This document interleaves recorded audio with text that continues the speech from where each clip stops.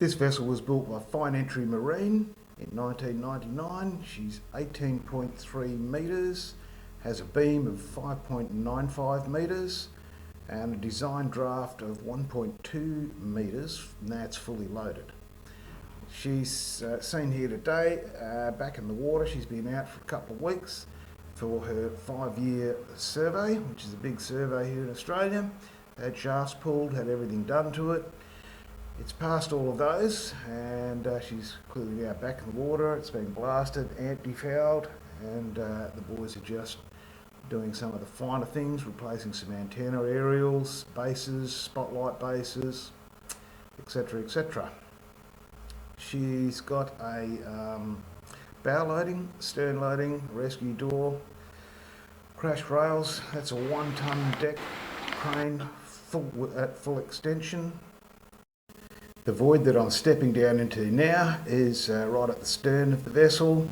You'll see the tiller flat in a minute. This was cray tanks. They've now been removed to create more storage space. There's some of the part of the tiller flat right there. There doesn't appear to be any corrosion that I can see. I've now just moved forward of that, and we're going to wander down into the engine rooms. These are twin 700 horsepower Yanmars. They were installed. I've got to get a date on them for you, but you call me, I'll bring you up to speed. They've done about 3,000 hours.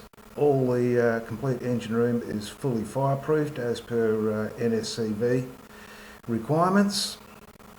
And these have a sprint speed of 24 knots and a cruise speed of 20 knots. At 20 knots she uses 100 litres an hour. A couple of strainers there.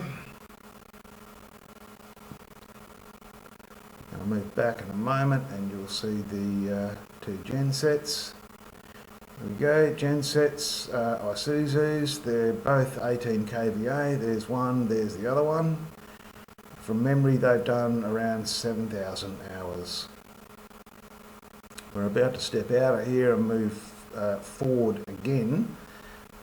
This time now we're just forward of the engine room. There's a guy in here, in fact, supplying power to that what was the cray tank down the back. There's more storage space. This vessel has its own desal. It also has a 500 litre sewerage capacity plus its own treatment plant. She carries 6,500 litres of fuel. All the electronics are up to date. They're all modern. She has a bow thruster, which is hydraulic, 15 horsepower. And that thruster can be controlled at all the stations. There's a station here, obviously. There's one upstairs, in fact 2 upstairs. One facing forward and one facing back, which we'll get some footage of in a moment. All the switchboards are up to date. Everything is working. And like I said, now you're going to see quite a lot of the clutter because everything is being pulled out. There's the mess area. And we're going to move forward now and go down into accommodation. There's 4 bunks down here. The thrusters underneath, the chain locker in front there. And when we turn around, we go back down again, and there's another 4 bunks down there. So you can accommodate 8. Once again, it's full of stuff where everything's been pulled out. But clearly it's not normally like that. The bridge has got 3 Icon VHF and HF radios. It's got a Furuno Furuno radar, a Furuno FCV 1100L sounder. The GPS is a Furuno GP30, and it's got a Sora 330,000 AT AIS autopilot. I'm sorry, not AIS, it's just an autopilot.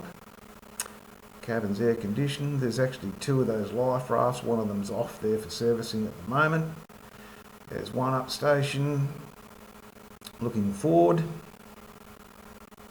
and There is another one that looks over the deck of the vessel, the rear deck, which we should come to any moment now as well.